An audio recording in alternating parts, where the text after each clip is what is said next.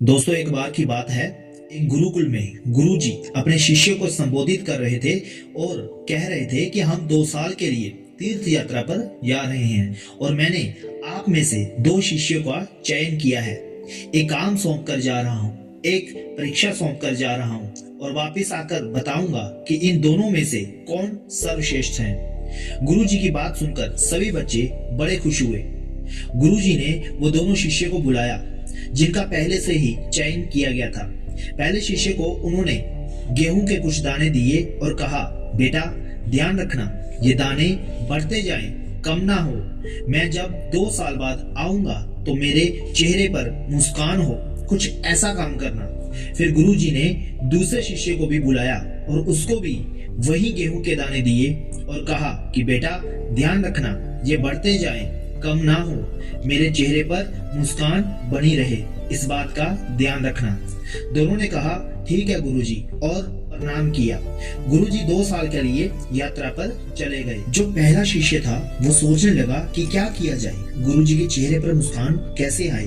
तो उसने एक डिब्बा लिया और उसमें वो गेहूं के दाने डाल दिए और उस डिब्बे की पूजा करने लगा। धूप बत्ती करता, उसे तिलक लगाता और गुरुजी की भांति ही उसे पूजता, सम्मान करता और सोचता कि गुरुजी बहुत खुश होंगे क्योंकि उनकी ही दी हुई चीज को उनके सामान पूछता हूँ। अब 2 साल तक अपनी पूजा स्थल पर बैठकर वो पहले वाला शिष्य यही काम करता रहा। जो दूसरे वाला शिष्य था उसने क्या किया, वो गेहूं के दाने लेकर अपने गांव गया और अपने पिताजी से मिला और कहा, पिताजी मुझे जमीन में से थोड़ा सा हिस्सा चाहिए क्योंकि मेरे गुरुजी ने मुझे एक काम सौंपा है। पिताजी ने कहा क्या काम है, तो उसने बताया कि ये गेहूं के दाने हैं, इनको बढ़ाते जाना है, कम नहीं करना है। और फिर उसने वो गेहूं के बीज को बो दिया।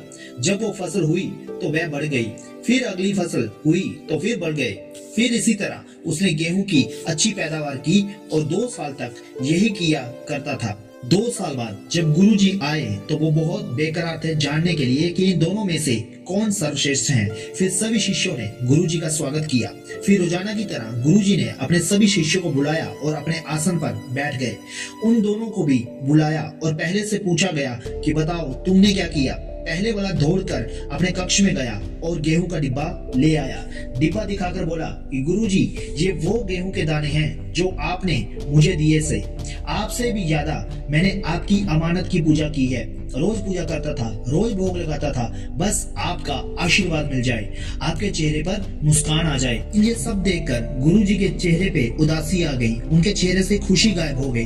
पहले वाला शिष्य चिंता में आ गया कि ये क्या हुआ। फिर गुरुजी ने दूसरे वाले से पूछा कि तुम बताओ तुमने क्या किया। तो वो बोला, गुरुजी माफ कीजिए, मुझे नहीं पता था कि आज आप आ रहे हैं। मैं पिताजी को बोलता हूँ, उनको संदेश भेजता हूँ, वो लेकर आए जो मैंने किया है। इधर पिताजी गांव से बैलगाड़ी पर रखकर सारा अनाज ले आए। गुरुजी ने देखा, बड़े प्रसन्न हुए और कहा, वाह बेटा तूने वो किया जो मैं तुम्हें बोलकर गया था, जिसे ये दाने बढ़ते गए।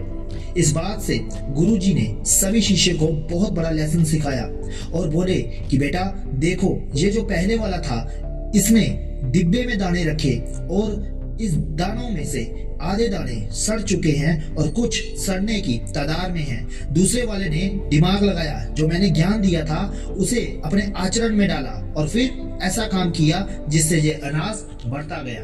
तो दोस्तों, ये कहानी गुरुजी जहाँ गेहूं के दानों की नहीं बल्कि हमारी और आपकी है।